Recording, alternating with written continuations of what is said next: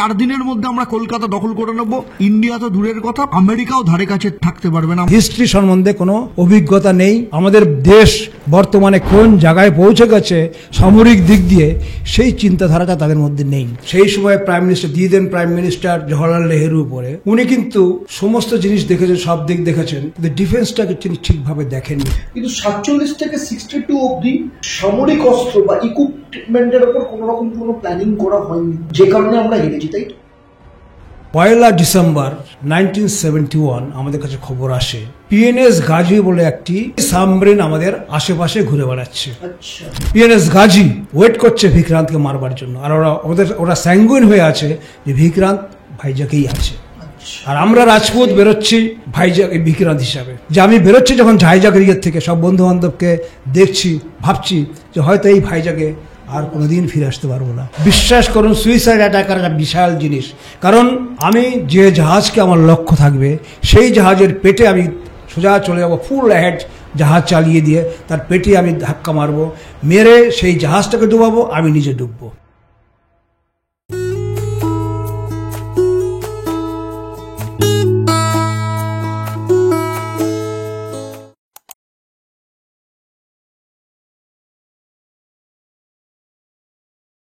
আপনার মতো মানুষকে পেয়ে আমাদের ভিউয়ার্স আমরা প্রত্যেকেই ভীষণভাবে কৃতজ্ঞ।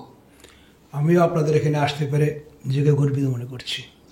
দেখুন, প্রথমেই যেটা আমি শুরু করব, মানে আপনার এত এক্সপিরিয়েন্স, মানে আপনি আমাদের ভারতবর্ষের প্রথম প্রধানমন্ত্রী, প্রথম রাষ্ট্রপতি থেকে শুরু করেছেন কাজ, সেই সময় থেকে আপনার জার্নি শুরু।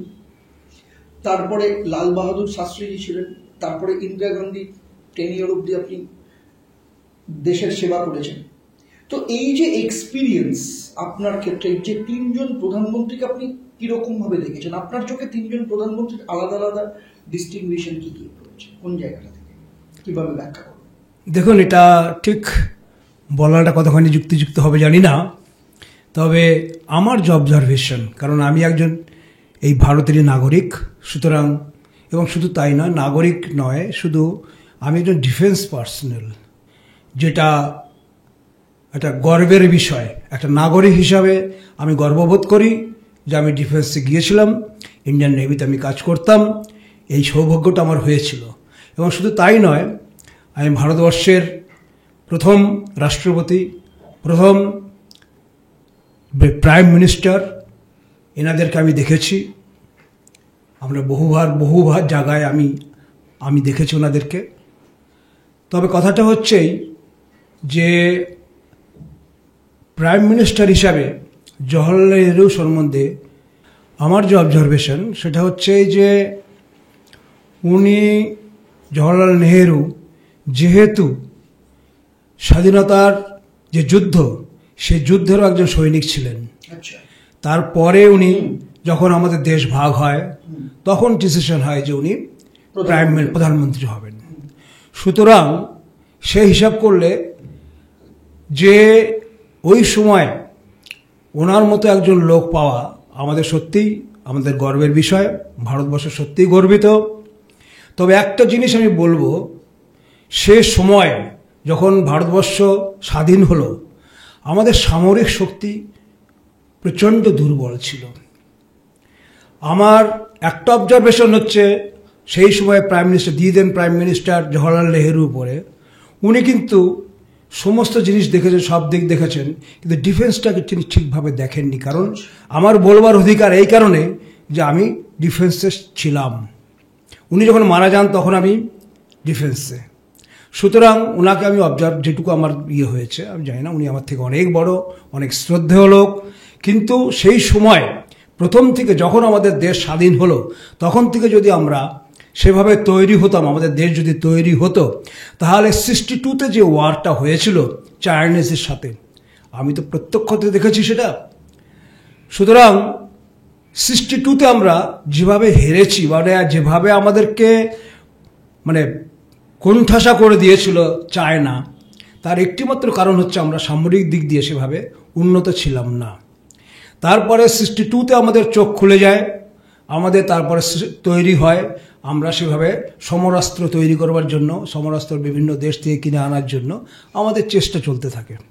তার মানে কি, মানে 47 থেকে 62 ওয়ার অবধি ভারতবর্ষ সেইভাবে ইকুইপ ছিল না সামরিক অস্ত্রের দিক থেকে, বা সেই রকম কোনো প্ল্যানিং সেই সময় ছিল না? না, শুধু তাই নয়, 65 ওয়ারও আমাদের এই একই অবস্থা ছিল। সে সময় শুধু 62 ওয়ার নয়, 65এও আমাদের যে ওয়ার ছিল, আমি তো নিজে তখন যুদ্ধ করেছি 65-এ। আমাদের সেরকম কোনো জাহাজ ছিল না, আমাদের সাবমেরিন তো ছিলই না। আমরা কয়েকটা কয়েক ডিস্ট্রয়ার শিপ ছিল, একটা মাত্র আমাদের এয়ারক্রাফট ক্যারিয়ার ছিল INS বিক্রান্ত, আর ফ্রিগেট কিছু ছিল, আর কিচ্ছু ছিল না। আমাদের কোনো কোস্টাল গার্ড ছিল না, আমাদের কোনো মিসাইল বোট ছিল না, আমাদের কিচ্ছু ছিল না। আমরা যেভাবে ফাইট করেছি, পুরনো সব জাহাজ, কোনো নতুন জাহাজ ছিল না। আমাদের সমস্ত পুরনো জাহাজ, 65-এ যত যুদ্ধ হয়েছে, যে যে জাহাজ আমাদের যুদ্ধে লিপ্ত ছিল, তারা সবাই পুরনো। সুতরাং সেই যুদ্ধটা আমার এখনো মনে আছে, আমি চোখ বন্ধ করলে এখনো দেখতে পাই সেই যুদ্ধের ইয়েটা, কি অবস্থা আমাদের, কিছু নেই, কিছু নেই, কিছু নেই, এই অবস্থা। প্র্যাকটিক্যাল, আমি একজন প্র্যাকটিক্যাল লোক যে বলছি। তারপরে 65-এর পরে আমাদের আরও, কারণ কি 62 থেকে 65 এর মধ্যে যেটুকু উন্নত হয়েছে, তারপরে যখন 65-এ ওয়ারে আমাদের আবার চোখ খুলে গেল, তখন আমরা সেভাবে তৈরি হতে থাকলাম, আমাদের দেশ সেভাবে তৈরি হতে আরম্ভ করলো। এই যে 62 ওয়ারে বোধহয় আপনি ডাইরেক্ট সেই সময় ছিলেন না, মনে হয় না? আমি 62-তে ছিলাম না, 65-এ ছিলাম। 65-এ ছিলেন। তো এই যে 3 বছরে ব্যাক টু ব্যাক, দেখুন যেটা বলা হয় যে সেই সময় ভারতবর্ষের ইকোনমিক কন্ডিশন খুব খারাপ ছিল, যেটা সত্যি খুব ভাবার বিষয় যে 47 সালে যখন দেশ ভাগ হয়, তখন আমাদের অলরেডি পাকিস্তানের সাথে একটা টেনশন, একদিকে পূর্ব পাকিস্তান, একদিকে পশ্চিম পাকিস্তান, মানে চারদিক থেকে ঘিরে রয়েছে, সেখানে চায়না রয়েছে। কিন্তু 47 থেকে 62 অবধি মানে সামরিক অস্ত্র বা ইকুইপমেন্টের ওপর কোনো রকম কোনো প্ল্যানিং করা হয়নি, যে কারণে আমরা হেরেছি, তাই তো? একদম ঠিক। এবং সেই জায়গাটাতে আজকে ধরুন, আপনার কি মনে হয় না সেই সময় অনেকগুলো ফরেন পলিসিও উইক ছিল ইন্ডিয়ার ক্ষেত্রে? হ্যাঁ, সে তো নিশ্চয়ই, কারণ আমাদের এর পরে আমাদের কিন্তু অ্যাকচুয়ালি আমাদের যারা টপ লিডার ছিলেন, তাদের একটা চিন্তাধারা ছিল, যেটা আমার observation, being a defence personal, আমার একটা অবজারভেশন এটাই, যে ঠিক শান্তিকামী লোক ছিল তারা। সবাই ভেবেছিল যে আমাদের আর কোনো যুদ্ধ হবে না, আমাদের কোনো কিছু প্রয়োজন নেই, যেটুকু আছে ঠিক আছে, যেটুকু হবে আস্তে আস্তে ধীরে ধীরে ধীরে ধীরে ধীরে ধীরে। আমরা কোনোদিন ভাবতে পারিনি, আমাদের যারা সেই সময় লিডার ছিলেন তারা কোনোদিনই ভাবতে পারেননি যে আমাদের দেশকে এত তাড়াতাড়ি এক চ্যালেঞ্জের মুখে পড়তে হবে। সেই জন্যই বোধহয় আমরা সামরিক দিক দিয়ে সেভাবে এগিয়ে যাইনি।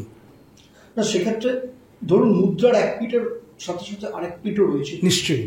তো ধরুন এটাও তো হতে পারে যে সেই সময় সামরিক দিক থেকে, ফরেন পলিসির দিক থেকে উইক রয়েছে, তো সেই সময় কি ইন্টারনাল ডেভেলপমেন্টের জন্য তারা অনেক বেশি নজর দিয়েছিলেন, সেই জন্য আমরা অনেক বেশি ইন্টারনালি অনেক বেশি ডেভেলপ করেছি, এটাও তো হতে পারে। হ্যাঁ, সেটা সত্যি কথা, কারণ তখন আমাদের ইন্টারনাল ইয়েটাই কারণ হচ্ছে, যেহেতু স্বাধীন হয়েছে, ভারত স্বাধীন হলো, স্বাধীনতার আগের যে চিত্র, স্বাধীনতার পরের চিত্র আকাশ পাতাল তফাৎ। সুতরাং সেই সময় স্বাধীনতা পাওয়ার পরে, ব্রিটিশরা আমাদের দেশ ছেড়ে চলে যাওয়ার পরে, আমাদেরকে এই দেশটাকে গুছিয়ে নিতে একটা সময় লেগেছে। কারণ কি, আমাদের কাছে সেরকম ফিনান্সিয়াল আমরা সেভাবে ছিলাম না, আমাদের অন্যান্য যে সাজ সরঞ্জাম সেগুলো সমস্ত ছিল না, আর মেশিনারির দিক দিয়ে আমরা অনেক অনেক অনেক পিছনে ছিলাম। বিশ্বাস করবেন না, আমরা যখন 65-এর যুদ্ধের সময় আমাদের হ্যান্ড সিগন্যাল ছিল, কোনো ইকুইপমেন্ট ছিল না, টরে টক্কা সেই দিয়ে আমাদের দেশ চলেছে। টরে টক্কার যুগের লোক আমি, আমাদের দেশ তখন টরে টক্কায় হতো, কোনো রকম কিচ্ছু না। আর আমরা সিগন্যাল পাঠাতাম এক জাহাজ থেকে আর এক জাহাজে, হ্যান্ড সিগন্যাল, দু হাতে দুখানা ফ্ল্যাগ থাকতো, সিগন্যালম্যান আমাদের সেই ফ্ল্যাগ দিয়ে A to Z তার পজিশন আছে, কোন হাতটা কোন জায়গায় রাখছে সেটা দেখে যে দেখছে সেই সেটাকে ক্যালকুলেট করে নিচ্ছে, এ বললো না বি বললো না সি বললো, সেইভাবে আমাদের সিগন্যালিং হতো। সেই জিনিসটা চিন্তা করতে পারা যায় না, আজকে আমি চিন্তা করতে পারছি না যে আমি সেই যুগটা দেখেছি, যে যুগে আমাদের কিচ্ছু ছিল না। হ্যান্ড সিগন্যাল, কল্পনা করো যে হ্যান্ড সিগন্যাল, একটা যোগ দাঁড়িয়ে দাঁড়িয়ে জাহাজের একদম ফ্রন্টে দাঁড়িয়ে সে বা একদম ব্রিজে উপরে উঠে সে শুধু সিগন্যাল দিচ্ছে হাতের, সে বিভিন্ন পজিশন A to Z এর বিভিন্ন পজিশন আছে, সেই পজিশনে সে হাত টাকা, কারণ সিগন্যাল ম্যানদের আমাদের আলাদাভাবে ট্রেনিং দেওয়া হয়, ট্রেন্ড তারা সেভাবে, এবং যে রিসিভ করছে সেও ট্রেন্ড, সে সেইভাবে নোট করছে। সুতরাং সেই যুগে আপনি চিন্তা করা যায় না যে কোন দিকে কি এগোবে, কারণ ভারতকে দোষ দেওয়া যায় না যে সামরিক অস্ত্র আমাদের ছিল না কেন, কারণ সে সময় আমাদের যে ইন্টারনাল ছিল সেটাকে দেখবে না মানুষের জীবনযাত্রাকে আর একটু এগিয়ে নিয়ে যাবে, তা কোন দিকে সামলাবে সে সামলাতে পারছিল না। এই হচ্ছে আমাদের সমস্যা। তার মাঝখানে দুটো যুদ্ধ হয়ে গেল, সুতরাং আরও বেশি সমস্যা হয়ে গেল। আমাদের ভারতবর্ষ দুটো যুদ্ধ ফেস করতে গিয়ে আমাদের যে যুদ্ধ, জানেন যুদ্ধ মানেই আমরা ফিনান্সিয়াল অনেক উইক হয়ে যেতে হয়, সুতরাং ফিনান্স ইনভলভ, প্রতিটি যুদ্ধে ফিনান্স ইনভলভ। একটা যুদ্ধ হওয়া মানে দেশ খুব কম করে 10 বছর পিছিয়ে যায়। এটা একটা বিরাট জিনিস। যে কোনো দেশ যখন যুদ্ধ করে, যদি সাময়িক যুদ্ধ হয়, সাময়িক হলে পরে মিনিমাম 10 বছর পিছিয়ে যায়, আর যদি প্রলংড হয় তাহলে তো বুঝতেই পারছেন কতদিন পিছিয়ে যায় সেই দেশ। সেই দেশে কোথায় চলে যায় সেটা কেউ ভাবতে পারবে না। পৃথিবী তো দুটো বড় বড় বিশ্বযুদ্ধ দেখেছে, এবং না এটা আমারও মনে হয়, আপনি একজন ডিফেন্স পার্সোনাল হিসেবে আপনার কি মনে হয় সেই জায়গাটাতে আপনি আপনার পার্সপেক্টিভ রয়েছে যে ভারতবর্ষ একটা জিনিস কোথাও না কোথাও ঠিক করেছিল যে বেসটা, বুনিয়াদটাকে আমি স্ট্রং যদি করি, তাহলে ভারতবর্ষের যে মানুষ রয়েছে তাদেরকে যদি শিক্ষিত করা যায়, স্কিল ডেভেলপ করা যায়।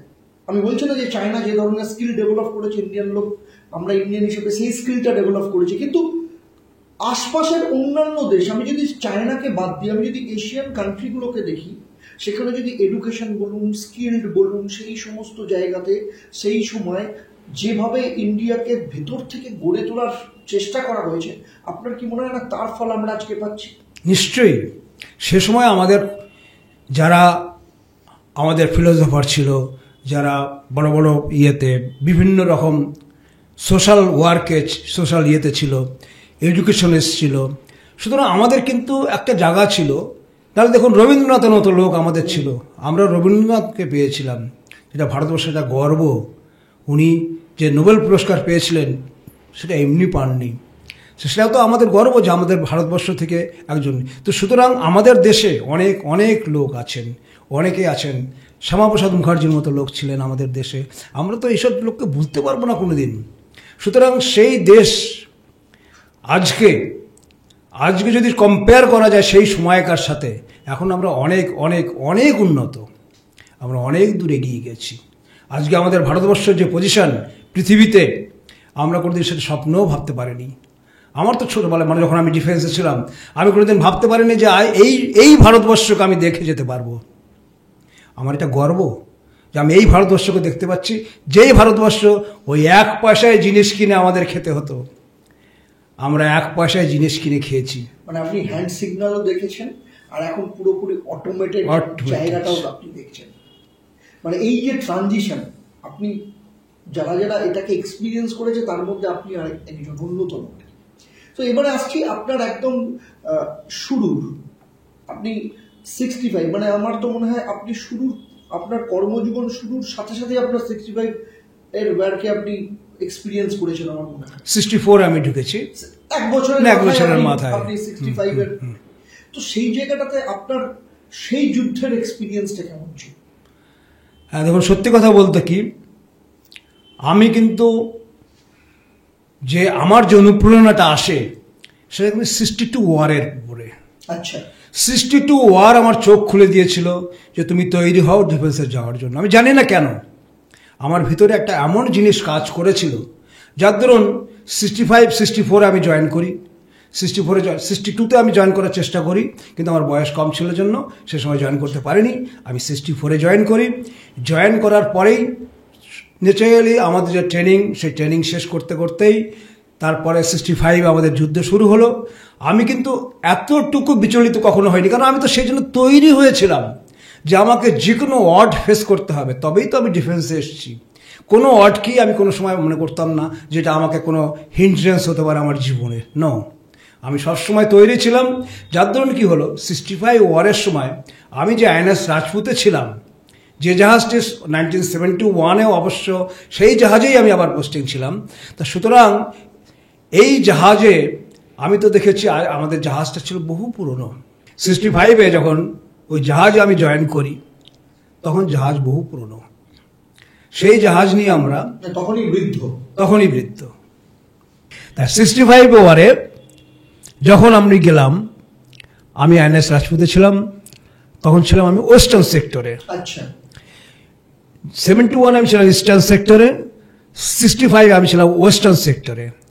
কক্স, রান অফ কচ্ছ, তারপরে এদিকে বিভিন্ন জায়গা, লাহোর, ওইসব এরিয়াতে আমি ছিলাম 1965-এ।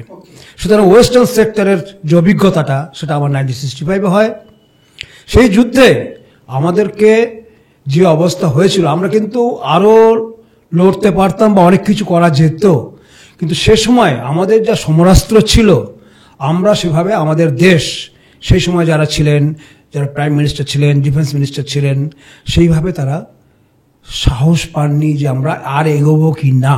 কিন্তু লাল বাহাদুর শাস্ত্রী তো একদম মানে Pakistan, half of the Pakistan পৌঁছেই গেছিলেন, কিন্তু ওইখানটাই আমার সব থেকে বড় জিনিস যে তিনি কল ব্যাক কেন করলেন? মানে আপনারা তো পাকিস্তান প্রায় দখল করে ফেলেছিলেন, লাহোর পর্যন্ত চলে গেছিলেন, তো সেই জায়গাটা থেকে কি কারণ হলো যার জন্য কল ব্যাক করতে হলো? দেখুন, কল ব্যাকের, আমাদের কাম ব্যাকের কারণটা আর কিছুই নয়, সেটা আমি বললাম যে আমরা সামরিক দিক দিয়ে সেভাবে ছিলাম না, এবং শুধু তাই নয়, আমাদের প্রিপারেশনও সেভাবে ছিল না। কারণ কি, আমরা যুদ্ধের জন্য আমার দেশ তখন তৈরি ছিল না। একটা জিনিস ভুলে গেলে চলবে না, 47 সালে হয়তো আমরা স্বাধীনতা পেয়েছি, কিন্তু 65-এ আমি যেটা দেখেছি, আমার প্র্যাকটিক্যাল এক্সপেরিয়েন্স, যেটা আমি সেই সময় ডিফেন্সে দেখেছি, যে আমাদের দেশের যারা এই ডিফেন্স মিনিস্টার বলুন, প্রাইম মিনিস্টার বলুন, এনারা সেভাবে সেই ডিসিশনটা নিতে পারেননি। কারণ হচ্ছে সেভাবে তৈরি ছিলেন না। আমরা কিন্তু মানসিক দিক দিয়ে আমাদের দেশের সময় তৈরি ছিল না। হ্যাঁ, লাল বাহাদুর শাস্ত্রী, আমি বলবো সত্যি কথাই যে ওনাকে তো আমি চাক্ষুষ দেখেছি, জওহরলাল নেহরুকে আমি চাক্ষুষ দেখেছি। সুতরাং ওনার কিন্তু একটা জিনিস ছিল, উনি প্রচণ্ড ডিয়ার ডেভিল ছিলেন।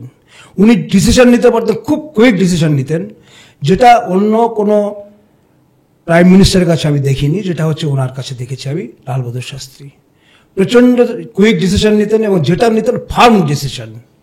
যার দরুন কি হলো, 65 আরও যেটা এগিয়ে গেছি, আমার মনে হয় লাল বাহাদুর শাস্ত্রী প্রচণ্ডভাবে তার জন্য আমাদের অনুপ্রেরণা দিয়েছিলেন, তাই আমরা এতটা এগিয়ে যেতে পেরেছিলাম। তবে ফিরে আসা তো ন্যাচারালি যা হয়, এখানে অনেক কিছু ব্যাপার আছে, যেটা তাসখান্দের ঘটনাটা যদি না ঘটতো তাহলে কি আমরা ভারতবর্ষকে অন্যভাবে দেখতে পারতাম? মানে লাল বাহাদুর শাস্ত্রীকে যদি মার্ডার না করা হতো? হ্যাঁ, একদম ঠিক, নিশ্চয়ই, একদম সত্যি কথা বলছি। তাসখন্দে যে হয়েছে, যে ঘটনা, সে ঘটনা তখন আমি তো ডিফেন্সে, তখন আমরা যেটা জানলাম, যেটা জানতে পেরেছি, যে কিছু একটা সমস্যা কারোর ছিল লাল বাহাদুর শাস্ত্রীর উপরে, যাতে লাল বাহাদুর শাস্ত্রীকে যদি সরানো যায়, জানি না এটা কতখানি সত্য, যেটা আমরা সেই সময় রিউমার যেটা ছড়িয়েছিল যে লাল বাহাদুর শাস্ত্রীকে সরিয়ে দেবার জন্যই এই জিনিস তাসখণ্ডে যে ঘটনাটা ঘটেছে ওটা ঘটিয়েছে। এখন দেখুন, আমি সত্য মিথ্যে জানি না, আমি যেটুকু জানতে পেরেছি সেই সময়, যেহেতু আমি ডিফেন্সে ছিলাম, আমি ডাইরেক্টলি এইসব জিনিস সম্বন্ধে আমাদের সমস্ত কিছু আমাদের কানে আসতো, আমরা এইসব জিনিস সম্বন্ধে ওয়াকিবহাল ছিলাম, সেইটুকুতে জানতে পেরেছি যা এই। কিন্তু উনি যদি আজকে তারপরে অন্তত 1 ওয়ার পর্যন্ত যদি উনি থাকতেন, আমি বলতে পারি ভারতবর্ষের চেহারা একদম আমূল পাল্টে যেত, বিশেষ করে সামরিক দিক দিয়ে।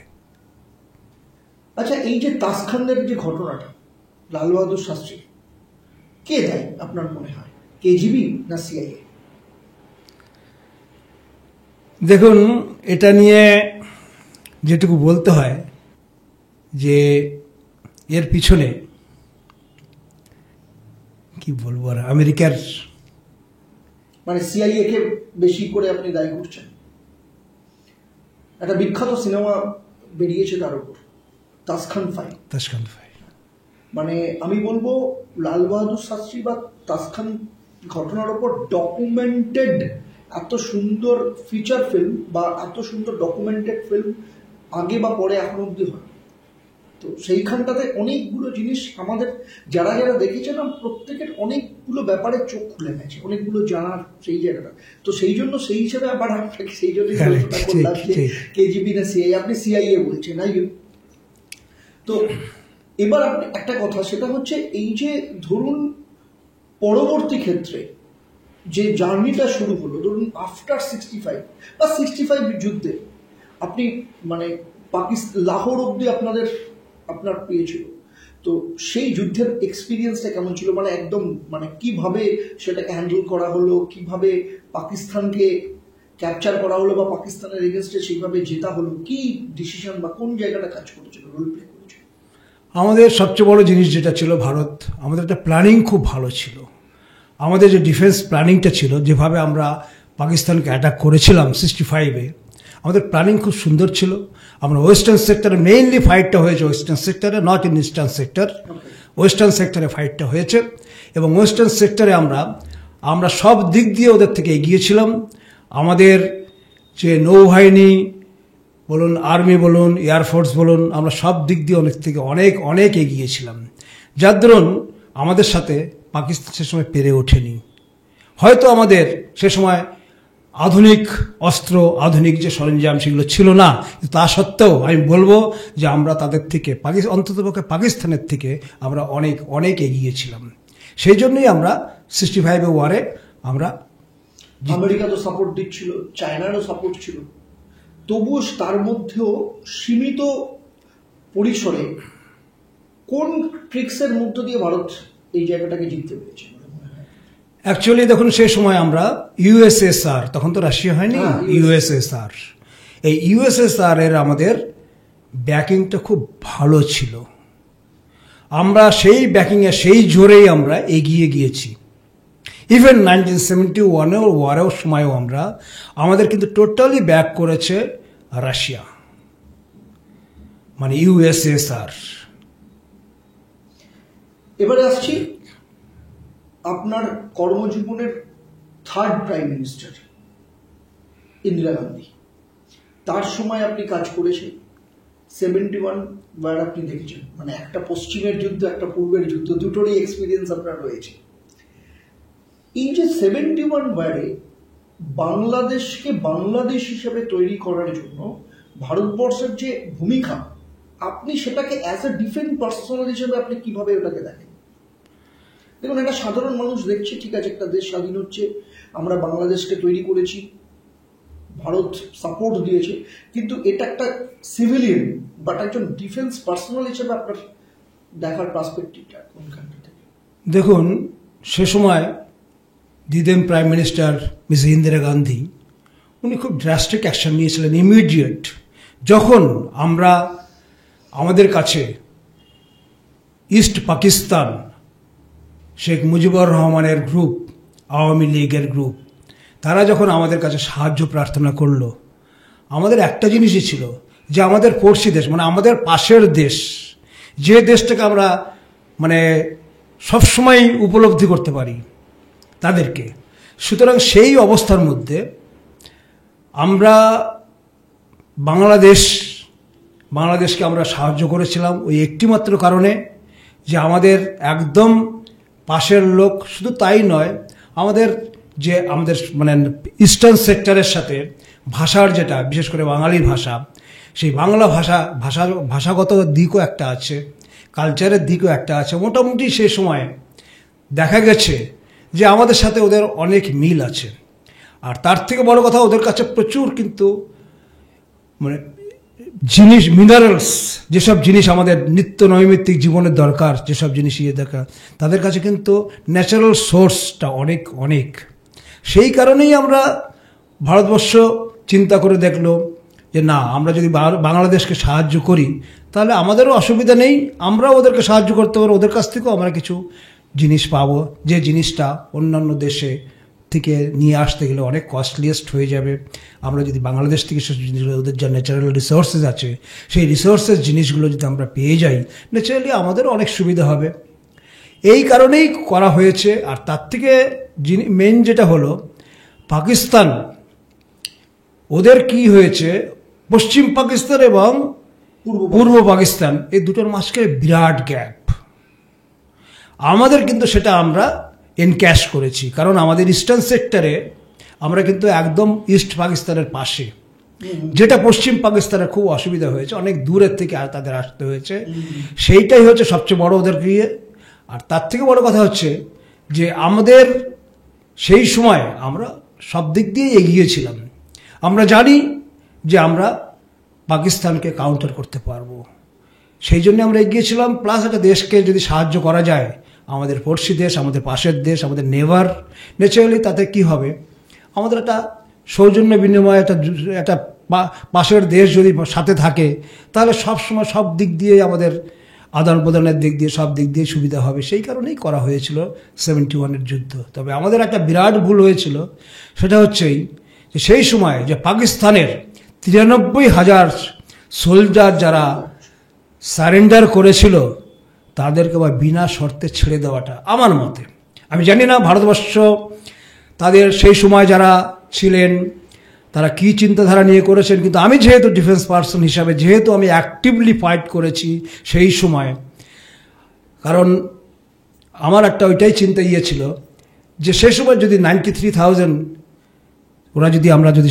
তাদেরকে কোনোভাবে একটা দর কষাকষি করতে পারতাম, তাহলে মনে হয় আমরা একটু ভালো হতো, পেতে পারতাম।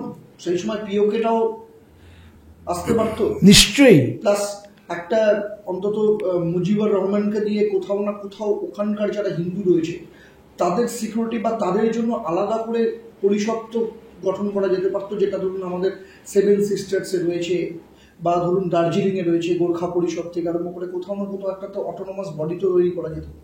সেটাও তো একটা ফরেন পলিসির বিরাট বড় ভুল। হ্যাঁ, সেটা সত্যি কথা।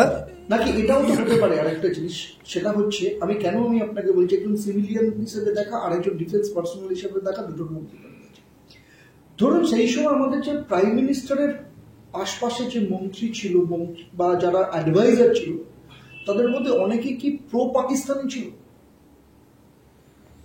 দেখুন, এটা বলাটা খুবই শক্ত, কারণ হচ্ছে এই যেটা পলিটিক্যাল লাইনে চলে যাচ্ছে জিনিসটা। হ্যাঁ, আমি পলিটিক্সে যেতে চাই না, কারণ আমি ডিফেন্স পার্সোনাল, আমরা ডিফেন্সটা করি। সুতরাং আমার চোখে যেটুকু পড়েছে সেটাই আমি বললাম, যে ওই সময় যদি আমরা একটা দর কষাকষি করতে পারতাম ডিফেন্স পয়েন্ট অফ ভিউ, তাহলে কি হতো, আমাদের হয়তো আজকে এই যে জিনিসটা আমরা ফেস করতে হচ্ছে এটা হয়তো ফেস করতে হতো না। তখন তো পাকিস্তানের অবস্থাও খুব খারাপ, ফিনান্সিয়ালি বলুন, ফুডের দিক থেকে সব দিক থেকে ভীষণ একটা খারাপ অবস্থা। তো দর কষাকষির জায়গাটা কিন্তু ভীষণ ভালো একটা জায়গায় যেতে পারতো। হ্যাঁ, আমার মনে হয় তাই, নিশ্চয়ই যেতে পারতো। এবার ধরুন পোস্ট 71 থেকে 2024 আপনি রিটায়ার করেছেন পোস্ট 74 এবং 74 থেকে 24 এই যে 50টা বছর আপনি যে চেঞ্জটা দেখেছেন, আপনি কিভাবে কি চেঞ্জ দেখেছেন আপনার চোখে? দেখুন, আমার চোখে যেটা সবচেয়ে বড় জিনিস হয়েছে সেটা হলো আমাদের সে সময় আমরা সামরিক দিক দিয়ে আমাদের অনেক আমরা উইক ছিলাম। যেসব মডার্ন ইকুইপমেন্ট আমাদের দরকার একটা যুদ্ধের জন্য বা দেশকে সুরক্ষা দেওয়ার জন্য যেসব জিনিস দরকার, সেগুলো আমরা এই পিরিয়ডের মধ্যে 1974-71 ওয়ারের পরের থেকে এই 2024 পর্যন্ত আমরা কিন্তু অনেকই এগিয়ে গেছি, অনেক এগিয়ে গেছি। আমরা এখন যে কোনো দেশের সাথে এই সমরাস্ত্রের দিক দিয়ে আমরা তুলনা করতে পারা যায় যে ভারতবর্ষ অনেক এগিয়ে আছে। আমাদের সব রকম সব কিছু, আমরা বিমান বাহিনী বলুন, এয়ারফোর্সে বলুন, আর্মি বলুন, নেভাল বলুন, আমাদের কিন্তু সমস্ত যা যা দরকার, যেসব মডার্ন ইকুইপমেন্ট দরকার, সমস্ত কিছু আজকে আমাদের কাছে এসেছে। আমরা আজকে চিন্তা করতে পারি না, যেটা আমাদের কাছে একটা স্বপ্ন ছিল যে আমাদের কাছে মডার্ন ইকুইপমেন্ট আসবে, আমরা মডার্ন জিনিস দেখব, আমাদের কাছে মিসাইল বোর্ড হবে, আমাদের কাছে অত্যাধুনিক কি বলেন এয়ারক্রাফট ক্যারিয়ার থাকবে, যেখান থেকে আমাদের নেভাল এয়ারক্রাফট ক্যারিয়ার নেভাল সেই নেভাল এয়ারক্রাফট ক্যারিয়ার কিন্তু একটা বিরাট বিরাট জিনিস, কারণ কিন্তু মাঝ সমুদ্র থেকে যে অ্যাটাক করতে পারে, যেটা এয়ারফোর্সের পক্ষে সম্ভব নয়। এয়ারফোর্সকে তাকে ডাঙা মানে ল্যান্ড থেকে তাকে যেতে হবে, গিয়ে তাকে ফাইট করতে হবে। হোয়ারাস একটা এয়ারক্রাফট ক্যারিয়ার ইন্ডিয়ান নেভির, সে কিন্তু মাঝ সমুদ্রে গিয়ে সে তার যে ফাইটার বিমান আছে সেই বিমান ছাড়তে পারে বোম্বিং করার জন্য। এটা একটা বিরাট জিনিস। আর আমি এর মধ্যে একটা জিনিস বলতে চাই, 71 ওয়ারে 71 ওয়ার সম্বন্ধে, যেহেতু 71 ওয়ারটা উঠে আসলো, আমাদের যে 71 ওয়ারে ভালো ফলের কারণ হচ্ছে, আমার যেটা অবজারভেশন, আমাদের 1 ডিসেম্বর 1971 আমাদের কাছে খবর আসে যে পিএনএস গাজী বলে একটি সাবমেরিন, প্রচণ্ড সফিস্টিকেটেড সাবমেরিন, সেই সাবমেরিন আমাদের আশেপাশে ঘুরে বেড়াচ্ছে। আমরা চিন্তা করে দেখলাম, তখন আমাদের কি হলো, আমরা তখন ইস্টার্ন সেক্টরে, আমি তখন ভাইজাকে পোস্টিং, ভাইজাকে আমার জাহাজ আইএনএস রাজপুত ভাইজাকে তখন আইএনএস বিক্রান্তকে, যেহেতু আমরা জানতে পারলাম যে এরকম ব্যাপার ওরা চেষ্টা করবে ইস্টার্ন সেক্টর থেকে ইস্টার্ন সেক্টরে করার জন্য, ফাইট করবার জন্য, ন্যাচারালি আমরা ইস্টার্ন সেক্টরটা আমাদের তখন আমাদের যে ডিফেন্স ছিল, তারা ইস্টার্ন সেক্টরটাকে মজবুত করবার জন্য আইএনএস বিক্রান্তকে তখন ভাইজাকে নিয়ে আসে।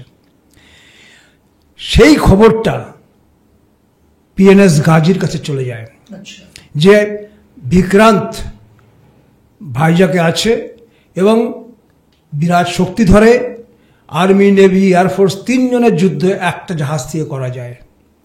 সুতরাং তাদের কাছে একটা জিনিসই আসলো, তারা চিন্তা করে দেখলো যে আমরা আগে, তারা দেখুন পাকিস্তান থেকে বেরিয়ে এসে তারা ইস্টার্ন সেক্টরে ঢুকছে, বে অফ বেঙ্গলে ঢুকছে। ইস্টার্ন সেক্টরে ঢোকার সময় তারা বিভিন্ন জায়গায়, মাদ্রাস, শিলং, সমস্ত জায়গায় ঘুরেছে, ঘুরে আমাদের কাছে সমস্ত রকম ইন্টেলিজেন্স রিপোর্ট এসেছে। এই তার আগে একটা কথা বলে দিই, এই সাবমেরিন পিএনএস গাজী 1965-এও কিন্তু আমাদের জাহাজের মুখে পড়েছিল।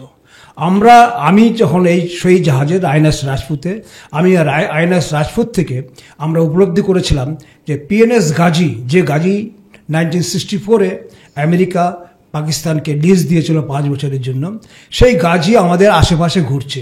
কিন্তু ওটা এত ফাস্ট এবং তার যে এত ডেপথ, অনেক ডেপথে যেতে পারে, যেটা আমাদের কাছে সেই ইকুইপমেন্ট নেই।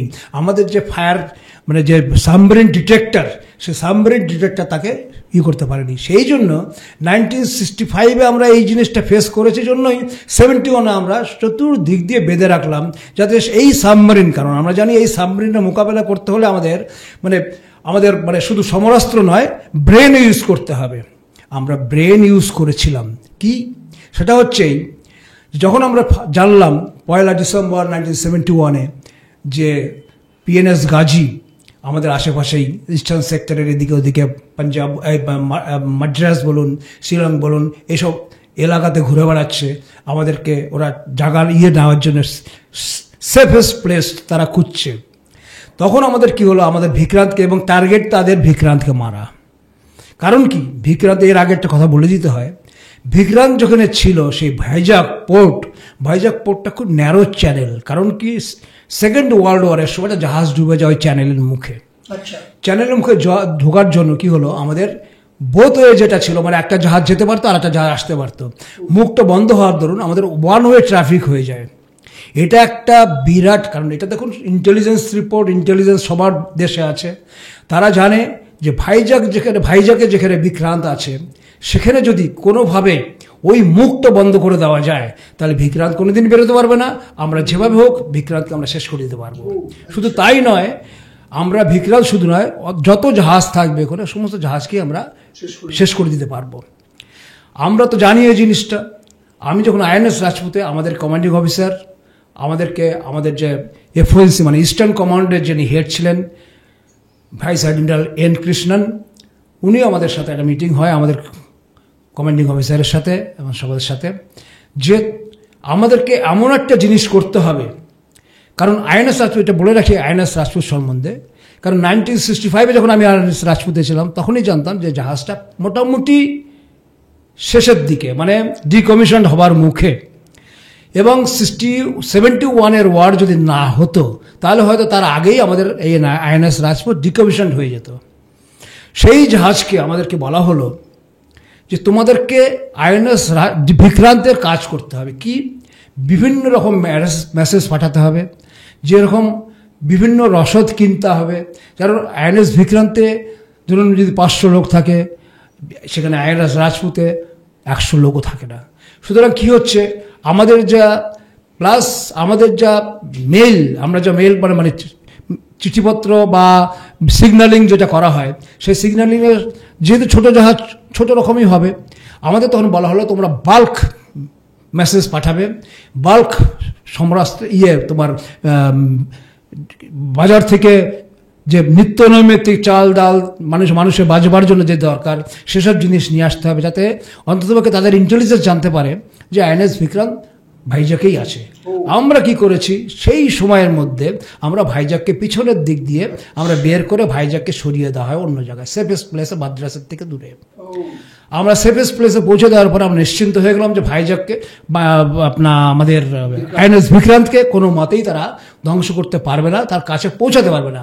কিন্তু একটা রাস্তা আমাদের কি করলো, যে আইএনএস রাজপুত তোমায় কিন্তু বিক্রান্ত সেজে যেতে হবে, এবং বিক্রান্ত সেজে যেতে হলে পারে তোমার জাহাজে, আমাদের তখন কামান কিচ্ছু কাজ করে না, আমি যে জাহাজে ছিলাম বিশ্বাস করুন সেই জাহাজে আইএনএস রাজপুতে তখন কিচ্ছু নেই, সমস্ত কিছু মানে যেহেতু ডিকমিশনে যাবে আমাদের কামান টামান সমস্ত কিছু নষ্ট হয়ে গেছে। আমরা কি, আমাদের শুধু একটাই ভরসা, ডেপথ চার্জ ফায়ারিংটা হচ্ছে সাবমেরিনের জন্য। আমাদের কাছে ওই একটা জিনিস ছিল যেটা আমাদের সাহস জুগিয়েছিল। তখন আমাদেরকে বলা হলো, আমরা একটা বিরাট জিনিস, আমাদেরকে বিরাট দায়িত্ব দিল আমাদের নেভাল হেডকোয়ার্টার এবং ভাইস অ্যাডমিরাল এন কৃষ্ণন, বললো তোমাদেরকে একটা জিনিস বলে দিচ্ছি সবাইকে, তোমরা তৈরি হয়ে নাও সুইসাইড অ্যাটাকার হিসাবে। বিশ্বাস করুন, সুইসাইড অ্যাটাকার একটা বিশাল জিনিস। কারণ সুইসাইড অ্যাটাকার মানে আমি যে জাহাজকে আমার লক্ষ্য থাকবে সেই জাহাজের পেটে আমি সোজা চলে যাব, ফুল হেড জাহাজ চালিয়ে দিয়ে তার পেটে আমি ধাক্কা মারবো, মেরে সেই জাহাজটাকে ডুবাবো, আমি নিজে ডুববো। এটা হচ্ছে সুইসাইড, মানে আমি জানছি আমি মৃত্যুর মুখে যাচ্ছি, আমি মারা যাব, কিন্তু আমাদের এতটুকু আমাদের মধ্যে বিচলিত আমরা হইনি। আমি আমার নিজের অভিজ্ঞতা বলবো, আমি কিন্তু এতটুকু বিচলিত হইনি। আমি জানতে পারছি যে আমাদের সুইসাইড অ্যাটাকার হবে হিসাবে যেতে হবে, এবং যে কোনো মুহূর্তে হয়তো এই জীবনে আর ফিরে আসতে নাও পারি। আমাদের শুধু একটা কথাই বলা হলো যে তোমরা কাজ করো, চিঠি লিখে দিয়ে যাও তোমাদের যারা বেসে আছে, যারা ডাঙাতে কাজ করছে, তোমাদের বন্ধুবান্ধবদের কাছে চিঠি লিখে দিয়ে যাও যে তোমরা কোথায় যাচ্ছ, কি তোমাদের তাদেরকে বলে যাও, ক্লোজ ইয়েতে তাদেরকে বলে দাও এই আমরা যদি না ফিরে আসি তাহলে এই চিঠিগুলো আমাদের এই অ্যাড্রেসে পোস্ট করে দেওয়ার জন্য। অ্যাটলিস্ট আমাদের ফ্যামিলি মেম্বার তারা জানতে পারবে যে কি গ্রেট কজের জন্য আমরা আমাদের জীবনকে অত্যাহুতি দিলাম। তা সুতরাং এই অবস্থার মধ্যে আমরা বেরিয়ে পড়লাম। আমাদের ঠিক হলো 3রা ডিসেম্বর আমরা বেরোবো রাত্রির, মানে 4ঠা ডিসেম্বর 2টোর সময়। 3রা ডিসেম্বর রাত্রিবেলা বেরোবো, বেরোতে ওই 4ঠা ডিসেম্বর হয়ে যাবে।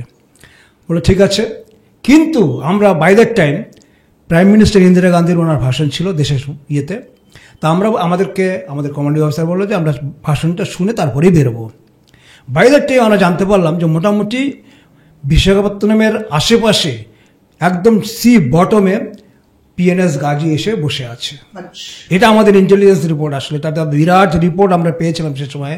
আমরা তখন বুঝে নিলাম যে এই আপনার পিএনএস গাজী ওয়েট করছে বিক্রান্তকে মারবার জন্য, আর ওরা স্যাঙ্গুইন হয়ে আছে যে বিক্রান্ত ভাইজাকেই আছে, আর আমরা রাজপুত বেরোচ্ছি বিক্রান্ত হিসাবে। ওদের মধ্যে এতটুকু মানে কোনোভাবেই আমরা বুঝতে দিইনি যে রাজপুত বিক্রান্ত হয়ে বেরোচ্ছে।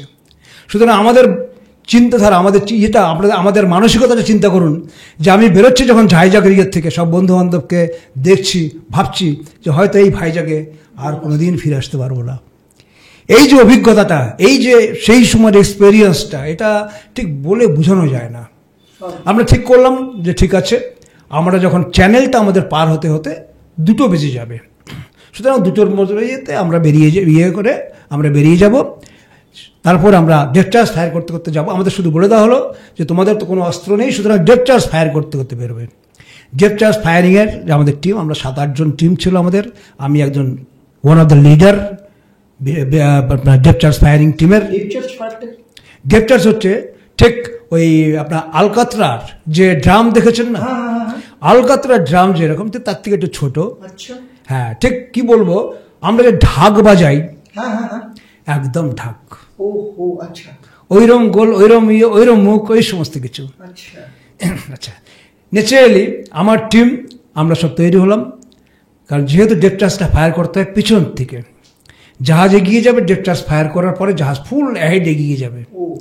আমার টিমকে আমরা বলে দেওয়া হলো, আমি যেহেতু ইনচার্জ ছিলাম, টিম লিডার ছিলাম, আমাকে সবসময় আমার উপর ইয়ের সাথে কমান্ডিং অফিসার আরও যারা আছেন, হাই র্যাঙ্কিং অফিসার যারা আছেন, তাদের সাথে যোগাযোগ রেখে আমাকে চলতে হলো। আমরা শুধু একটা জিনিসই আমাদের বলা হলো যে তোমরা যে যখন বেরোবে তখন ডেপ্থ চার্জ ফায়ার করতে করতে বেরোবে। তার মানে আমরা মানসিক দিক থেকে তৈরি হলাম।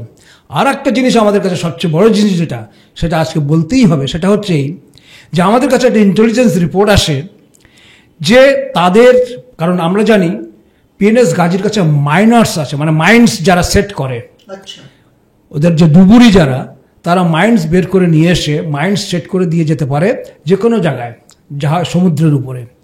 আর ওই মাইন্ডস যদি কোনোভাবে আমাদের জাহাজ হিট করে, যে জাহাজই হোক না কেন, সে বিক্রান্ত হোক আর রাজপুত হোক, সাথে সাথে সেখানেই ধ্বংস হয়ে যাবে।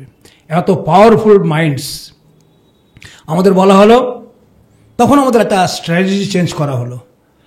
আমাদের বলা হলো ঠিক আছে, আমাদের তো 2টোর সময় বেরোনোর কথা, মানে 2টোর সময় আমাদের ইয়েতে, আমরা যদি আগে বেরিয়ে যাই, ঠিক তাই আমাদের এই যে ব্রেনটা, কারণ আমরা দেখছি, কারণ কথা হচ্ছে এই যে আমাদের কাছে সমরাস্ত্র নেই, আমাদের কাছে কিছু নেই, ব্রেনটা তো আছে, আমরা ব্রেন ইউজ করলাম। আমরা করলাম কি, রাত্রিবেলা 11:30-11টার পরে আমরা আস্তে আস্তে বেরোতে আরম্ভ করলাম। একদম আমাদের কেউ জানতে পারেনি যে আমরা বেরোচ্ছি। ইভেন আমরা পোর্টে যারা আছে সেগুলো সমস্ত সব কিছুকে বন্ধ করে, লাইট অফ করে দেওয়া হলো সমস্ত পোর্টের যাদের ইয়ে আছে, যাতে কেউ জানতে না পারে যে আইএনএস রাজপুত বেরোচ্ছে। এইরকম সিক্রেসি, কারণ বলা যায় না, আমাদের মধ্যেও তো থাকতে পারে। সুতরাং আমাদের প্রোটেকশন নিতে অসুবিধা কী আছে, নাও থাকতে পারে, ঠিক আছে, কিন্তু প্রোটেকশন নিতে তো কোনো অসুবিধা নেই। আমরা সেজন্যই ওই 11টার পরে আমরা বেরোতে আরম্ভ করলাম। আমরা যখন বেরিয়ে যাচ্ছি, first day of the war, 4th মানে 3rd ডিসেম্বর নাইট আমরা বেরোতে আমরা যখন মোটামুটি চ্যানেলটা, যে ন্যারো চ্যানেলটা ক্রস করছি, তখন 12টা বেজে গেছে। তার মানে আমরা 4th ডিসেম্বরে পৌঁছে গেছি। আমরা তো ডেপ্থ চার্জ ফায়ার করতে যাচ্ছি। আমার যে লিডার টিমের যে ইয়ে ছিল, যারা ছিল, তাদেরকে আমরা পরিষ্কার বলে দিলাম যে ভাই, ফায়ারিং করতে হবে কন্টিনিউয়াস। আমার হাত দিয়েও ফায়ারিং হয়েছে, আমরা সমস্ত একসাথে। আমার খুব গর্বের বিষয় এই যে সেই সময় ওই ডেপ্থ চার্জও আমার হাত দিয়ে ফায়ার হয়, আমার টিমের সাথে, আমার টিমের লোকেদের সাথে। আমরা ফায়ার করতে করতে বেরিয়ে যাচ্ছি, আর আমাদের জাহাজ ফুল অ্যাহেড চালানো হয়েছে। কারণ না হলে ওই যে ডেপ্থ চার্জ ফায়ার বাস্ট হওয়ার পরে যে স্প্রিন্টার বেরোবে, সেই স্প্রিন্টারের ক্ষমতা এতখানি যে আমার জাহাজকেও ধ্বংস করে দিতে পারে। সুতরাং আমাদের এমন স্পিডে যেতে হয়, কারণ 40 ফিট নিচে গিয়ে, জলের 40 ফিট নিচে গিয়ে ডেপ্থ চার্জ বাস্ট করে। ওই 40 ফিট যেতে যেতে যেটুকু সময় লাগবে, সেই সময়ের মধ্যে অন্ততপক্ষে আমাদের ওর থেকে প্রায় 100 মিটার দূরে চলে যেতে হবে, তার থেকে বেশি দূরে চলে যেতে হবে, যাতে ওরা মানে সেই স্প্রিন্টার আমাদের জাহাজে না লাগে।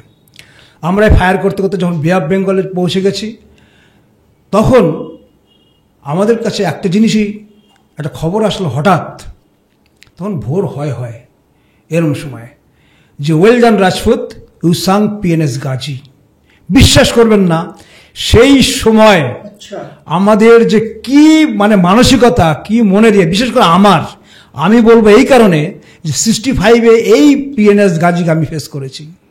আমি জানি না আমার জাহাজে আর কেউ ফেস করেছিল না, নেই, কেউ ছিল না। ওটা কি ডেপ্থ চার্জের মধ্যে দিয়ে, ডেপ্থ চার্জ গিয়ে স্প্রিন্টার গিয়ে কি হলো এবার বলি। তারপরে কেন যে well done Rajput, you sunk PNS Ghazi, এটা যে কত বড় সাহস আমাদের জুগিয়েছিল সে সময়, আমি সেটা বলে বোঝাতে পারবো না। কারণ কি, এইবার বলি কি হয়েছে।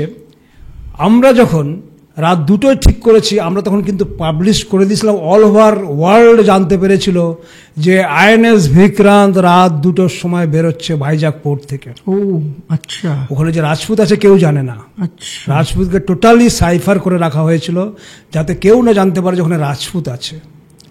আইএনএস বিক্রান্ত বেরোচ্ছে রাতে 2টোর সময়। পিএনএস গাজীতে যা ডাইভার্স যারা ডুবুরি যারা আছে তারা মাইন্ডস নিয়ে বেরিয়ে আসে ওই চ্যানেলটাকে বন্ধ করবার জন্য। যদি মাইন্ডসটা কোনোভাবে ওই চ্যানেলের মুখে বন্ধ করতে বসাতে পারে, কারণ মাইন্ডস হচ্ছে ফ্লোটিং, ওটা জলের উপরে ভাসবে, সুতরাং যদি কোনোভাবে ভাসতে পারে, আর এমনভাবে ভাসবে যে দূর থেকে তাকে দেখা যায় না, একমাত্র ডিটেক্ট না করলে মেশিনের মাইন্ডস ডিটেক্টর যদি ডিটেক্ট করতে পারে তবে, তা নাহলে খালি চোখে দেখা যায় না। সেই সময় তো ডিটেক্টর কিছুই নেই আমাদের কাছে, কোনো কিছু নেই।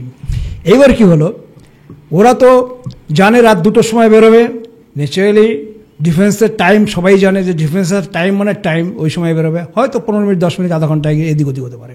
ওরা ইয়ের থেকে পিএনএস গাজী থেকে ড্রাইভাররা বেরিয়ে আসে, পিএনএস গাজীকে তখন একদম বটমে বসানো হয়।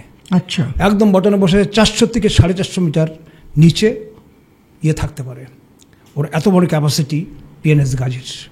সুতরাং ও তো নিচে বসে আছে, ও জানে যে আমাকে কেউ ডিটেক্ট করতে পারবে না, কারণ কোনো ডিটেক্টর ভারতবর্ষের কোনো ডিটেক্টর নেই যে ডিটেক্ট করতে পারবে পিএনএস গাজীকে, সুতরাং ও সেফ প্লেসে আছে। এবার মাইন্ডস দিয়ে এদেরকে পাঠিয়ে দিয়েছে ডুবুরিদের। ওরা মাইন্ড সেট করার জন্য এসছে, মাইন্ড সেট করতে করতে যখন এসে মুখে এসে পৌঁছেছে, আমরা কি করেছি, ওরা মাইন্ডস দূর থেকে সেট করতে, ওরা তো জানে না কোন রুটে আমরা যাবো, কোথা দিয়ে যাব। আমরা যখন চ্যানেল থেকে বেরিয়েছি, ওই ন্যারো চ্যানেল থেকে বেরোচ্ছি, তখন আমরা জেস্টার্স ফায়ার করতে করতে বেরোচ্ছি, যখন কিছুটা যাওয়ার পরে প্রচণ্ড একটা আওয়াজ শুনতে পাই, কারণ যেহেতু আমি পিছনে ছিলাম, আমার টিম, আমার ভাই জেস্টার্স ফায়ারিং টিম, আমরা পিছনে ছিলাম। আমাদের কানে একটা শব্দ আসলো, যেহেতু তখন অন্ধকার একদম, আমাদের কানে একটা শব্দ আসলো যেটা ডিসচার্জ ফায়ারিংয়ের থেকে অনেক অনেক বেশি শক্তিশালী আওয়াজ। তখন আমরা বুঝতে পারলাম যে কিছু একটা হয়েছে, কিন্তু আমরা কোনো আন্দাজ করতে পারিনি। একটা ছিল আমাদের যে হয় গাজী অথবা অন্য কিছু একটা কিছু বাস্ট হয়েছে, যেটা ডিসচার্জ থেকে আলাদা। এই যে জিনিসটা হলো, এটা দেখুন একটা বিরাট জিনিস। আমরা কিন্তু ওইটা কিন্তু আমাদের টার্নিং পয়েন্ট। আজকে আমি বলবো যে ভারতবর্ষের সেই দিনটা যদি আমরা পিএনএস গাজীকে ডুবাতে না পারতাম, আমি জানি না সেই 71 ওভারের রেজাল্ট কি হতো। আমি আজকে জোরের সাথে বলতে পারি এটাই, যদি আমরা সেদিনকে আইএনএস রাজপুতের সমস্ত কৃতিত্ব আইএনএস রাজপুতের, আইএনএস রাজপুত টোটাল যুদ্ধের মোড় ঘুরিয়ে দিয়েছে ইস্টার্ন সেক্টরের। এই ইস্টার্ন সেক্টরকে আমরা কোথায় কোথায় চলে যেত, কি হতো, কোনো নেই। ফার্স্ট ডে একদম শুরুতে আমরা ওই যে মাইন্ডসগুলো তারা সেট করতে এসেছিল, সেই মাইন্ডসগুলো করলো কি, একটা মাইন্ডস থেকে আরেকটা মাইন্ডস থেকে, কারণ প্রত্যেকটা কানেকশন থাকে, এবং আলটিমেট যে কানেকশন সেটা হচ্ছে সাবমেরিনের সাথে। ন্যাচারালি কি হলো, এই মাইন্ডস বাস্ট হতে হতে ওরা তো ভাবতে পারেনি, স্বপ্নেও ভাবতে পারেনি যে আমরা মাইন্ডস বসানোর আগে একটা জাহাজ বেরিয়ে যাবে, আইএনএস বিক্রান্ত বেরিয়ে আসবে, এটা ওরা স্বপ্নেও চিন্তা করতে পারেনি ন্যাচারালি। আর যদি আমরা আর একটু দেরি হতো, মানে আমরা বেরিয়েছি, ওরাও মাইন্ড সেট করছে, মানে এটা দেখুন কীরকম একটু এদিক ওদিক, মানে 10-15 মিনিটেরও যদি, আধা ঘন্টারও যদি হতো, তফাৎ হতো আমাদের বেরোনোর, তাহলে কিন্তু আমরা আজকে এই জগতে থাকি না। কারণ হচ্ছে যে সেই মুহূর্তে যেহেতু তার মেইন কানেকশনটা পিএনএস গাজীর সাথে, সাবমেরিনের সাথে, সাবমেরিন ন্যাচারালি বাস্ট হয়, সাবমেরিনের যারা ছিল। আর একটা জিনিসের সবচেয়ে বড় জিনিস হচ্ছে অক্সিজেন ছাড়া, জলের নিচে, যদি জলের উপরে হতো আলাদা জিনিস, কিন্তু জলের নিচে যে অক্সিজেন ছাড়া বাঁচতে পারে না। যে মুহূর্তে সাবমেরিন বাস্ট হলো, সাথে সাথে ওর ভিতরে জল ঢুকে গেল, যত লোক ছিল ওর মধ্যে সমস্ত মারা গেল। শুধু তাই নয়, যারা ডুবুরিরা এসেছিল সে ডুবুরিরা পর্যন্ত মারা গেল। কি করে আমরা জানতে পারলাম, আমাদের ইস্টার্ন কমান্ড কি করে জানতে পারলো যে এরকম একটা জিনিস হয়ে আছে মাঝখানে, যেটা রাজপুত করেছে? কি হয়, ভোরবেলায় ফিশারম্যানরা ফিশিং করতে বেরোয়। আচ্ছা, কিছু কিছু এলাকা আছে যে এলাকাটা, কারণ কি তাদেরও তো জীবিকা, সুতরাং তাদেরকে আমাদের একটা লাইন দেওয়া থাকে, আউট অফ বাউন্ড এরিয়া থাকে, যে এই আউট অফ বাউন্ড এরিয়ার মধ্যে তারা ঢুকতে পারবে না, তার পাশ দিয়ে করে যাবেন। সেইভাবে তারা বেরিয়েছে। ওরা ওই অন্ধকারের মধ্যে ডুবুরি এবং তাদের যে অক্সিজেন সিলিন্ডার তাদের পিঠে লাগানো, সেই অবস্থার মধ্যে তারা দেখতে পায়। তখন ন্যাচারালি কী হয়েছে, যে কোনো জিনিস দেখুন না কেন, তারা জানে যে ওয়ার চলছে, এর মাঝখানে এরকম একটা জিনিস সাথে সাথে ওরা ইস্টার্ন নেভাল কমান্ডকে খবর দিয়েছে। ইস্টার্ন নেভাল কমান্ড সাথে সাথে আমাদের যে জাহাজে ডুবুরি রেডি করা ছিল একদম, তারা সাথে সাথে চলে আসলো স্পটে, এসে সেই ডুবুরি জলের নিচে নামলো। জলের নিচে নেমে গেছে যে সাবমেরিন টোটালি তার হেড পুরো বাস্ট হয়ে গেছে, ভিতরে সমস্ত লোক মারা গেছে। তখন কি করা হলো, তাদের যে লগবুক, সেই লগবুকটা মানে যেটার মধ্যে এন্ট্রি করা থাকে যে কোথা থেকে কোথায় যাচ্ছে, কবে কি হচ্ছে, কবে কি বেরিয়েছে, সেই লগবুকটা আমরা আগে ক্যাপচার নিয়ে নেওয়া হলো। আর আইএনএস পিএনএস গাজী বলে যে লেখা ইয়েটা, সেটাকে আমরা কেটে নেওয়া হলো, কিছু কিছু জিনিসও নিয়ে আসা হলো ওখান থেকে নিয়ে এসে। সুতরাং সেই জিনিসটা পরে বলছি, সেই জিনিসটা আমরা নিয়ে আমাদের ডুবুরিরা নিয়ে এসে চলে আসে ইস্টার্ন কমান্ডে। আমরা তো খুব খুশি যে আমরা একটা বিরাট কাজ করতে পেরেছি। সাথে সাথে এটাও আমাদের আছে যে আমরা কিন্তু সমুদ্রে আছি এবং ওয়ার জোনে, সুতরাং আমাদেরও কিন্তু যে কোনো মুহূর্তে যে কোনো কিছু হতে পারে, কারণ আমাদের কাছে কিছুই নেই। এই অবস্থার মধ্যে আমরা এগিয়ে যাচ্ছি, জায়গা নেই, কিচ্ছু করার নেই আমাদের যদি কেউ আমাদের অ্যাটাক করে। কিন্তু আমাদের একটাই রাস্তা, সুইসাইড অ্যাটাক, যেটা আমাদের একদম শেষ অস্ত্র এবং সবচেয়ে বড় অস্ত্র, সুইসাইড অ্যাটাক, যেটা কখনোই ফেল হতে পারে না। গোলাগুলি চালালে পারে যে কোনো সময় এদিক ওদিক যেতে পারে, কিন্তু সুইসাইড অ্যাটাক কখনোই মিস হয় না, কারণ যেহেতু জাহাজের মাঝখানকে আমরা সেন্টার করি, জাহাজের মাঝখানে যে জাহাজকে আমরা মারবো সেই জাহাজের সেন্টারটাকে আমরা এইম করি, সেই সেন্টারে গিয়ে হিট করাতে যাদের কী হচ্ছে, সেই আগে হোক পিছনে হোক যেদিকেই যাক না কেন হিট করবেই এবং ফুল অ্যাহেডে থাকে। তা এই অবস্থার মধ্যে আমাদের একটা জাহাজটা হলো। তারপরে যা হয় ন্যাচারালি, তারপরে অনেক যুদ্ধ চললো, এদিকে আমরা সব খবর পাচ্ছি ওয়েস্টার্ন সেক্টরে প্রচুর জাহাজ হয়েছে, জাহাজ আমাদের কাজ করেছে, আর্মি কাজ করেছে, এয়ারফোর্স তো বোম্বিং করছে, এটা তো সম্পূর্ণভাবে জানা গেল যে এয়ারফোর্স সাংঘাতিকভাবে বোম্বিং করছে ওয়েস্টার্ন সেক্টরে, ইস্টার্ন সেক্টরেও। আমাদেরকে বলা হলো যে তোমরা ইমিডিয়েট ইস্টার্ন সেক্টরে মানে টুয়ার্ডস ঢাকা, কক্সবাজার, চট্টগ্রামের দিকে এগিয়ে যাও। আর বলে ঠিক আছে, এবং আমাদেরকে বলা হলো ওখান থেকে আমাদের কি হলো, নিয়ারেস্ট একটা জায়গা ছিল যেখানে আমরা আর্মির লোকেরা ওরা ওয়েট করছিল, তাদেরকে আমরা তুলে নিয়ে আসার জন্য। আমরা আমাদের আইএনএস রাজপুতে আমাদেরকে সেই আর্মি পার্সোনালদেরকে নিয়ে আসলাম চট্টগ্রামে এবং কক্সবাজারে নামানোর জন্য। এবং তার মধ্যে একটা কথা বলে রাখি, আমাদের ভারতবর্ষ থেকে 30 জন মানে নেভাল পার্সোনেলকে ট্রেনিং দেওয়া হয়েছিল, যারা জলে স্থলে বিমানে 3টা দিয়ে যুদ্ধ করতে পারে। তার মধ্যে এখানে আমার একটা প্রশ্ন, সেই সময় তো সেইভাবে ইকুইপমেন্ট ছিল না, তো এই সময় কি ফরেন কোলাবোরেশনও কি ট্রেনিং দেওয়া হতো? হ্যাঁ, আমরা রাশিয়ার কাছ থেকে অনেকভাবে, রাশিয়া আমাদেরকে প্রচুরভাবে হেল্প করেছে। হ্যাঁ, রাশিয়ার হেল্প আমরা সে সময় পেয়েছি। এখানে একটা কথা আমি বলছি যে এই ধরুন 71 ওয়ার আপনি দেখেছেন, কিভাবে ইন্ডিয়া যুদ্ধ করেছে, সীমিত পরিসরের মধ্যে কিভাবে জিতেছে, 65 দেখেছেন। আজকে ধরুন একজন পলিটিক্যাল লিডার যেভাবে কথা বলবে, ধরুন একজন সিভিলিয়ান যেভাবে কথা বলবে, একজন ডিফেন্স পার্সোনাল ডেফিনেটলি সেইভাবে কথা বলবে কখনোই না।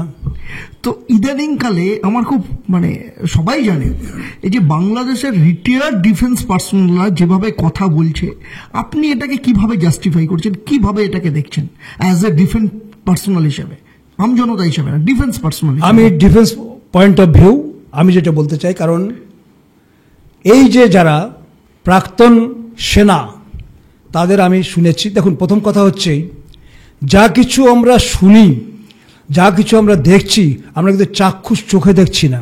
কারণ হচ্ছে মিডিয়া থ্রু দিয়ে, টিভি থ্রু দিয়ে, রেডিও থ্রু দিয়ে এবং নিউজ পেপারের থ্রু দিয়ে আমরা যা কিছু জানতে পারছি। আমি এখন 71-এ হয়তো আমি বাংলাদেশে ছিলাম যুদ্ধের সময়, কিন্তু এখন তো আমরা নেই, এখন আমাদের কেউই নেই ওখানে। আমরা যা কিছু পাচ্ছি সমস্ত খবরাখবর যেভাবে দিচ্ছে, শুধু সত্য মিথ্যা এটা কিন্তু নির্ভর করছে সম্পূর্ণ সেই পরিস্থিতির উপরে।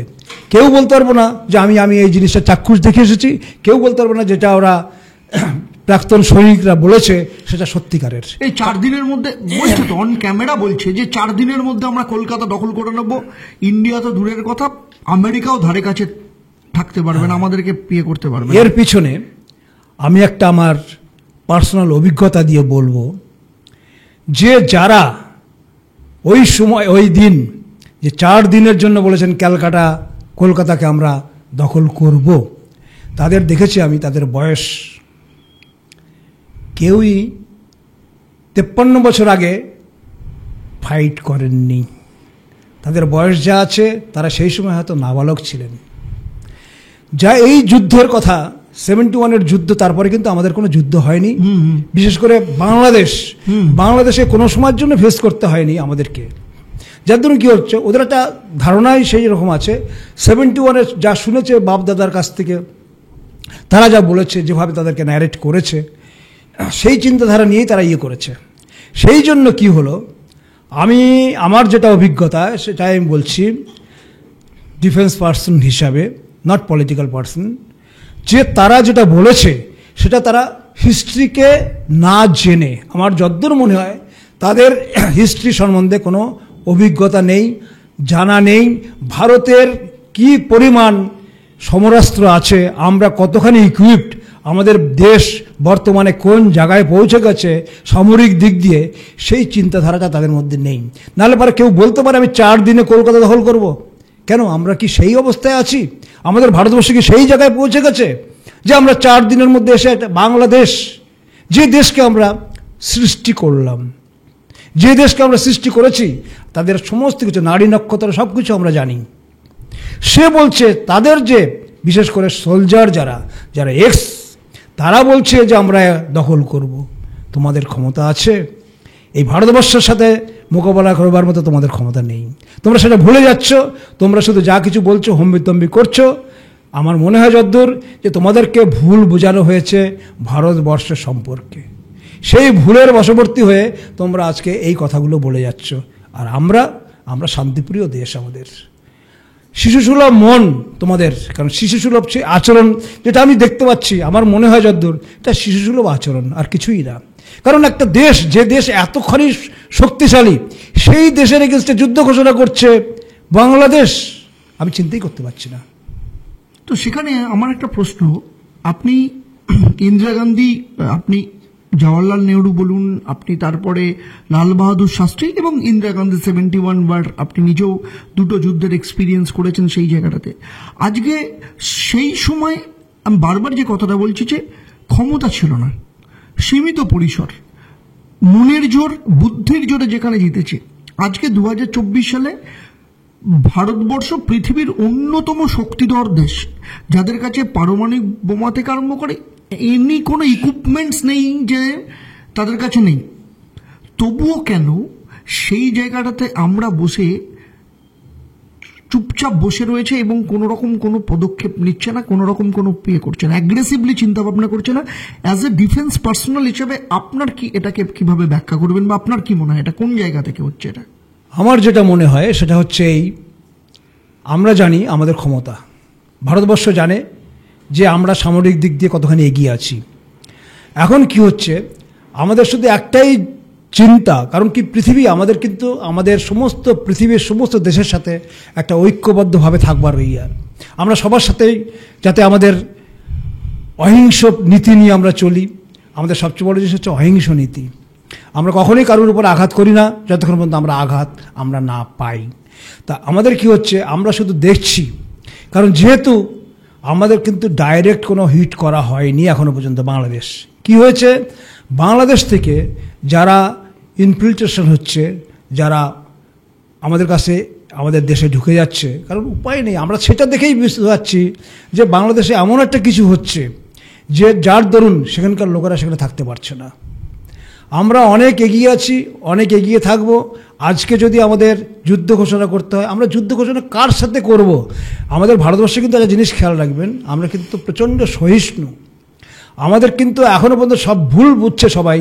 আমি বলবো, ভারতবাসীকে বলবো, আমি বিইং এ ডিফেন্স পার্সোনাল, চিন্তা করবেন না কেউ, আমরা কিন্তু সমস্ত দিক দিয়ে তৈরি। আমাদের দেশ যেভাবে যে পর্যায়ে এসে পৌঁছেছে, যে জায়গায় আমরা আছি, আমাদের কাছে কোনো ব্যাপারই না বাংলাদেশকে শায়েস্তা করার। কিন্তু যেহেতু আমরা দুর্বলের উপরে আঘাত করতে চাই না, এটা বুঝতে পারছে না বাংলাদেশ। আমরা দুর্বলের উপর আঘাত করতে চাই না। হ্যাঁ, যখন আমাদের পিঠে বাড়ি পড়বে, এখনো কিন্তু বাড়ি পড়েনি। পিঠে যখন বাড়ি পড়ে, যখন আমরা বুঝতে পারবো যে আমাদের আর কোনো রাস্তা নেই আক্রমণ করা ছাড়া, ঠিক তখনই আক্রমণ করবে। দেশকে সুরক্ষা দেওয়ার দায়িত্ব সম্পূর্ণ আমাদের ভারতবর্ষের যারা মানে আইনের শাসনে আছেন, আইন যারা প্রবর্তন করেন এবং আইনে যারা আছেন, যারা পলিটিক্যাল ইয়েতে আছেন, যারা উঁচু, যারা প্রাইম মিনিস্টার, প্রেসিডেন্ট, এরা সমস্ত ডিফেন্স মিনিস্টার, স্বরাষ্ট্রমন্ত্রী, এরা সবাই কিন্তু একটা জিনিসই করছে, ওয়াচ করছে, যেটা আমার অবজারভেশন। তারা কিন্তু সম্পূর্ণ জিনিসটা ওয়াচ করছে। কেউ কিন্তু আমাদের এটা ভুল করবেন না যে আমাদের দেশ চুপচাপ বসে আছে। না, আমাদের দেশ চুপচাপ বসে নেই। আমরা কিন্তু সমস্ত দিক দিয়ে তৈরি হচ্ছি, সব দিক দিয়ে তৈরি হচ্ছি এবং আমরা তৈরি হয়ে আছি যে কোনো মুহূর্তে, যে কোনো পরিস্থিতি আমরা মোকাবেলা করবার জন্য। এখন শুধু ওয়েট করছি সেই দিনটির জন্য, যে দিনটি আমরা বাধ্য হব আমাদের সহিষ্ণুতা হারাতে। সুতরাং খেয়াল রাখবেন, কখনোই এরকম পরিস্থিতি হবে না যে আমাদের দেশটাকে এসে তারা দখল করে নিল আর আমাদের দেশের যে সামরিক বিভাগ এবং তারা আমাদের যারা প্রাইম মিনিস্টার, প্রেসিডেন্ট আছেন তারা চুপচাপ বসে থাকবে। না, কখনোই না। সেই দিনটার জন্য আমিও ওয়েট করে আছি। ওকে, অনেক ধন্যবাদ আপনাকে। অনেক কিছু জানলাম আপনার কাছ থেকে, এবং শুধু তাই না, আপনি বলছিলেন আমার গুজবাম হচ্ছিল। আমার মনে হচ্ছিল যে আমি এমন একজন মানুষের সামনে বসে আছি যিনি দীর্ঘ অভিজ্ঞতা নিয়ে তিনটে প্রধানমন্ত্রীর সাথে কাজ করার সময়, টেনিওরে কাজ করার একজন মানুষ। আরেকজন প্রাইম মিনিস্টার ছিলেন মুরারজি দেশাই। 4 জন অ্যাকচুয়ালি। তো 4 জন প্রাইম মিনিস্টারের, মানে আমি নিজেও ভাবতে পারি না যে এরকম একজন মানুষকে আমরা পেয়েছি। আমরা দা দেবদত্ত শোয়ের তরফ থেকে আপনাকে অসংখ্য ধন্যবাদ। আপনি ভালো থাকুন, সুস্থ থাকুন এবং সবসময় আমাদের পাশে থাকুন।